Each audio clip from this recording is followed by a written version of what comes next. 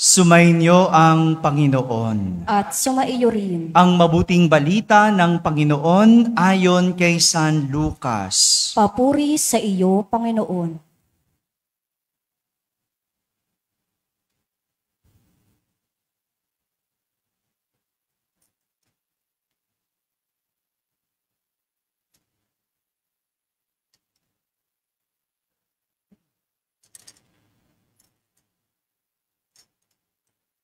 Noong panahong iyon, tumingin si Jesus sa mga alagad at kanyang sinabi, "Mapalad kayong mga dukha, sapagkat ang Diyos ang maghahari sa inyo. Mapalad kayong nagugutom ngayon, sapagkat kayo'y bubusugin. Mapalad kayong mga tumatangis ngayon, sapagkat kayo ay magagalak. Mapalad kayo kung dahil sa anak ng tao, kayo ay kinapopootan, ipinagtatabuyan at inaalimura ng mga tao, at pati ang inyong pangalan ay kinasusuklaman. Magalak kayo at lumukso sa tuwa kung ito ay mangyari, sapagkat malaki ang inyong gantimpala sa langit. Gayon din ang ginawa ng kanilang mga ninuno sa mga propeta. Ngunit sa aba ninyong mayayaman ngayon, sapagkat nagtamasa na kayo ng kaginhawahan. Sa aba ninyong mga busog ngayon, sapagkat kayo'y magugutom. Sa aba ninyong nagsisitawa ngayon, sapagkat kayo'y magdadalamhati at magsisitangis. Sa aba ninyo, kung kayo'y pinupuri ng lahat ng tao, sapagkat gayon din ang ginawa ng kanilang mga ninuno sa mga bulaang propeta." Mga kapatid, ang mabuting balita ng Panginoon. Pinupuri ka namin, Panginoong Hesukristo.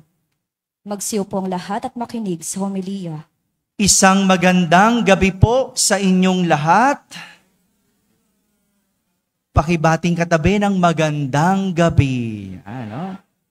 Magandang gabi sa mga nasa barangay, sa mga nasa tahanan na nagsisimba via online, at sa lahat ng nasa abroad kasama kayo sa aming banal na pagdiriwang dito sa ating parokya. Kung mayroong isang bagay ang nais ituro ni Jesus sa kanyang mga alagad sa ating ebanghelyo, ito ay ang paglakad sa tamang landas. Sabihin nyo nga po, tamang landas. Yan, no? Gagamitin ko yung salitang landas, hindi na daan.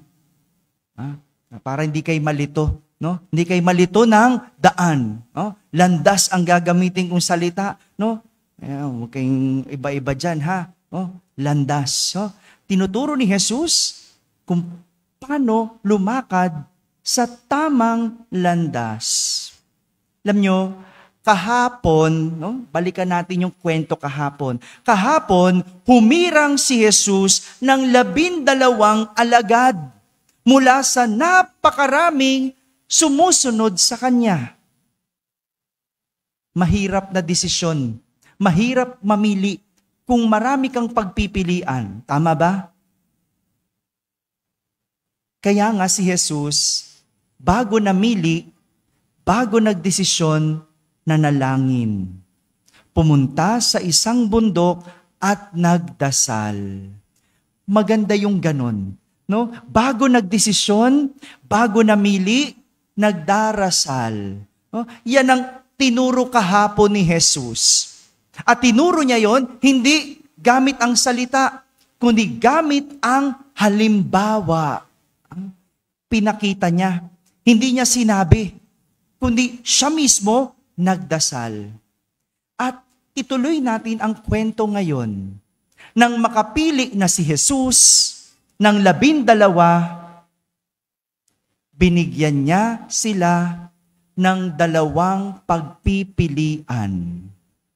Dalawang landas na pagpipilian. Ang ganda, no? Kahapon, ang turo, bago mamili, magdasal. No? Ngayon, pinamimili sila ni Jesus sa dalawang klase ng landas.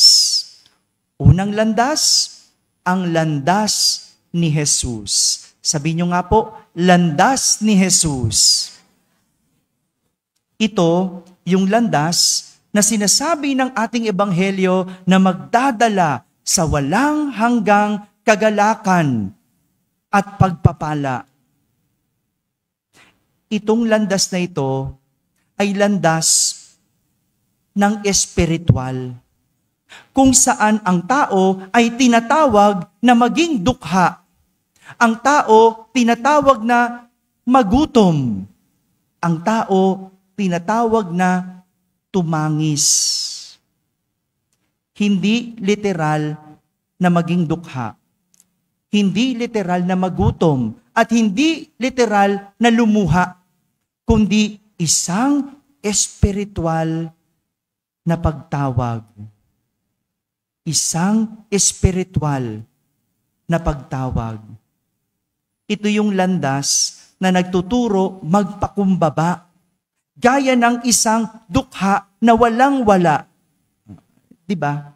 Pag ang taas-taas ng pride mo, kahit anong hirap mo, basta ang dami mong pride o ang taas ng pride mo, hindi ba? Para kang nagmamalaki. May kilala ba kayong mataas ang pride? Diba? Ang hirap-hirap pero ang taas ng pride. Yung dukha naman pero hindi mo maabot. Diba? Dukha sa pisikal pero hindi mo maabot. Itong landas na tinuturo ni Jesus ay isang landas ng kagutuman ng kaluluwa na naghahanap ng makapapawi ng gutom, hindi ng katawan, kundi ng espiritu. Kagutuman ng espiritu. At itong landas na ito ay isang landas na may malasakit sa dukha at walang-wala. Isang landas tungo sa pagpapala na mag-aangat ng ating espiritu. Ito yung landas na tinuturo ni Jesus.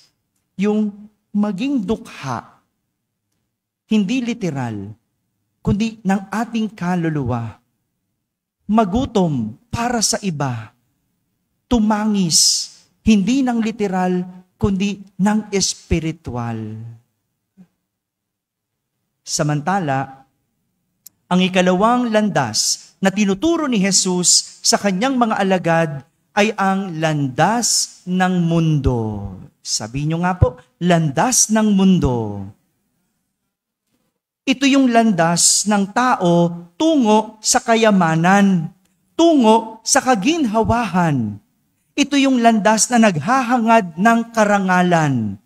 Isang landas tungo sa pisikal na kaginhawahan. Ito yung landas na naghahanap ng yaman na nabubulok o naluluma. Hindi ba? Anumang yaman ng mundo, sigurado iyan ay nabubulok o naluluma. Ito yung klase ng landas na para sa mga gusto ng kabusugan ng katawan. Pakitingnan nga yung katabi mo. Mukha bang busog? Mukha lang busog yan pero gutom na yan. No? Huwag kayo mag-alala, bibilisan ko na ito. Alam ko, gutom na yan eh. No? Ito yung klase ng landas na may pansamantalang kasiyahan. Pansamantalang kasiyahan. Mga kapatid, ito ang dalawang klase ng landas na inilalatag ni Jesus sa kanyang mga alagad para pagpilian. Isang landas kung saan malalaman kung ano ang ating mararating base sa ating pipiliin.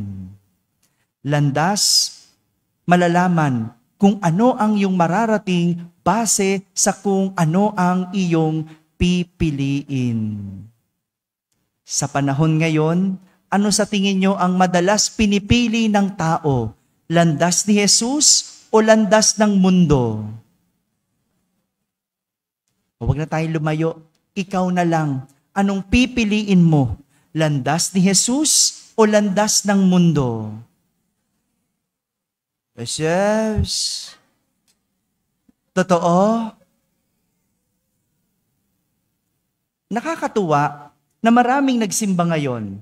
Pwede kong sabihin, pinili nyo ang landas ni Jesus. Tama? Pero pwede ko ring sabihin, pinili nyo ang landas ng mundo. Bakit? May tinapay festival tayo mamaya. Ha? May palugaw tayo mamaya. No? Huwag nyo akong niloloko, kilalang kilala ko na kayo. Ha? Pero ikaw lang makakasagot niyan. At alam mo, ang maganda sa dalawang landas na ito, lumalabas ang pagpipilian sa oras ng kagipitan. Lumalabas ang pagpipilian sa oras ng iyong kagutuman. Kung gutom ka, anong pipiliin mo? Ang landas ni Jesus, magutom para sa iba, o ang landas ng mundo, ang mabusog? Hello. Gugutumin ko kayo ngayon, no? Para mamaya pag inaabot ang lugaw, no, magdadalawang isip kayo, no? Ano bang gagawin ko? Mamimili ka na ngayon, no? Kaya nga ang imbitasyon, bago ka mamili, magdasal. Kaya nga takang-taka ko, kung lumalabas ang pagpipilian sa oras ng kagipitan, bakit ang mga mayayaman nakukuha pa ring talikuran ang landas ni Jesus at piliin ang landas ng mundo? Bakit ang bilyong-bilyong piso parang nababaliwala, parang kulang pa rin para sa mga nangungurakot? Hello? Bakit ganon? Nakakapagtaka, no? Nakakapagtaka, bakit kung ikaw ay busog, pag may pagkain, matutukso ka pa ba? Kahit libre? Hello? Mamaya, babaha ng tinapay. Huh? At marami sa inyo, kukuha ng maraming tinapay. Kahit meron ng tinapay. Tama ba? Siyempre, kilala ko kayo eh. No? Pero hindi pinagdadamot yon. Alam nyo, pinagdiriwang natin si San Nicolas dahil siya'y isang santo. Siya'y ating patron. At alam nyo po, si San Nicolas, nang minsang magkasakit sa tiyan, anong kanyang ginawa? Piniling hindi kumain. Piniling magutom. Nung pinipilit siya ng kanyang mga kasamahang pari na kumain, pinili niya ang simpleng pagkain. No? Di ba pag may sakit tayo, ang arte natin, no? Gusto natin may soft drinks pa. Di ba?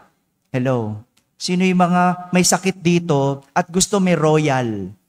Di ba? Guilty tayo dun eh, di ba? Ang arte natin kasi wala daw tayong panlasa, no? Pag wala kang panlasa, lalayuan ka namin. COVID yan, no? Di ba? Pero si San Nicolas, pinili niya ang simpleng pagkain. At isang araw, habang iniinda ang sakit, nagpakita sa kanya ang mahal na ina sa isang aparisyon. At sinabi sa kanya, kumain ng kapirasong tinapay at isawsaw sa tubig. Sinunod ni San Nicolas at siya'y gumaling. Ang sabi ng mahal na ina, ikaw ay gumaling dahil sa iyong pagsunod. Ikaw ay gumaling dahil sa iyong pagsunod. Mamaya, mamamahagi tayo ng tinapay ni San Nicolas. May tinapay festival tayo. Pero bago ka kumuha, pag-isipan mo, anong landas ang iyong pipiliin? Landas ni Jesus o landas ng mundo? Ha? Jesus, pag walang natirang tinapay dito, sinasabi ko sa inyo. Ha? Pero okay lang yon. Kumuha ka ng tinapay. Dahil yung tinapay na yan ay para sa may sakit. Ha? Hindi kayo nakikinig sa kwento ni San Nicolas. Ha? Ang tinapay ay para sa may sakit. Kaya kung kinain mo yung tinapay na yan at wala kang sakit,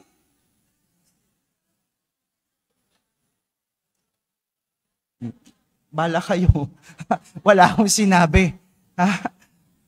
Wala akong sinabi. Matthew, wala akong sinabi magkakasakit ka. Ha? Anong sinasabi? Kumuha ka ng maraming tinapay at ibigay mo sa may sakit.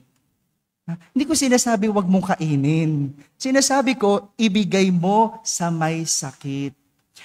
Binabasbasan natin ang tinapay, hindi para maging biyaya para sa iyo, kundi maging biyaya din para sa iba. Walang pinagkaiba yan. Sa sumweldo ka, no? Sumweldo ka. Sweldo na ba? Hindi. Pecha de peligro na pala, no? 11 na pala, no? Pecha de peligro, di ba? Walang pinagkaiba yan. Sumweldo ka, pero yung sweldo mo, binulsa mo lang.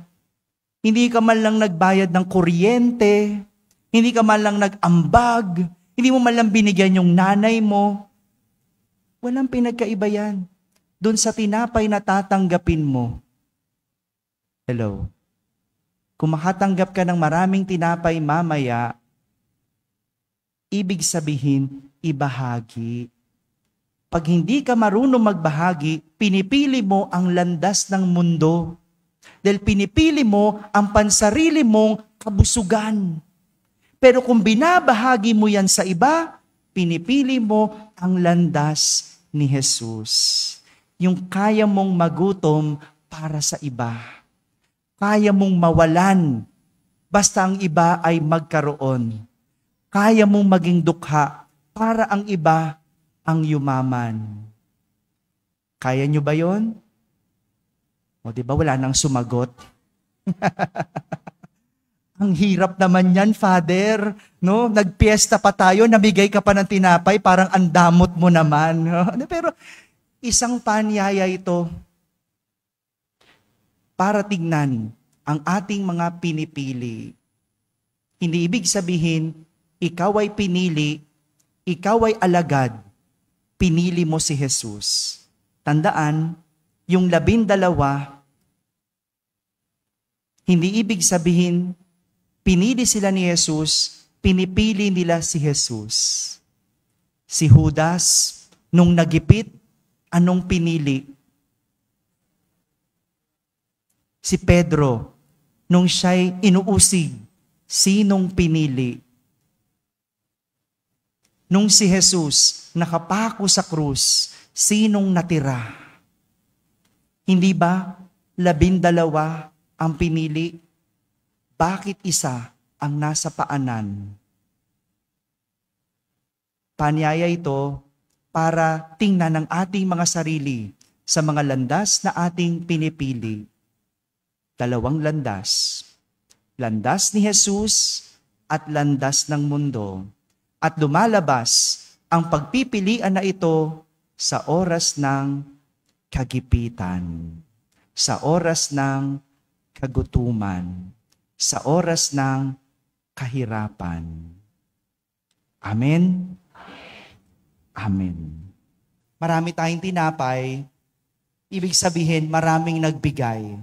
Ikaw na makakatanggap, matuto ka ring magbigay. Kahit gaano kadaming holy water ang ibasbas ko sa mga tinapay na ito, hindi ito magiging biyaya kung mananatili lang ito sa iyo. Biyaya ito dahil ipapamahagi mo ito sa iba. Mamaya po lahat ng yan, pagkatapos po ng prosesyon. No? Gugutumin ko muna kayo ng kaunti. No? Sumama po ang lahat sa prosesyon, meron po tayong pagsasaluhan at meron tayong tinapay na maiuwi. Muli, Maraming salamat po sa inyong lahat. At kunin ko na rin po ang pagkakataong ito. Kung noong linggo tayo ay nagkaroon ng medical mission para sa mga pisikal nating mga sakit. Sa September 23, kapistahan ni Padre Pio, ako po ay nag-imbita ng isang healing priest. Siya po ang magdiriwang ng kapistahan ni Padre Pio dito sa ating parokya. Kaya lahat po ng may sakit dito sa ating parokya, dalhin niyo po. Pagsimbahin niyo po. September 23, kapistahan ni Padre Pio. Healing priest po ang magdiriwang ng banal na misa. Muli po, inanyayahan ko po kayo sa September 23, kapistahan ni Padre Pio. Maraming salamat po. Magsitayo na po tayong lahat.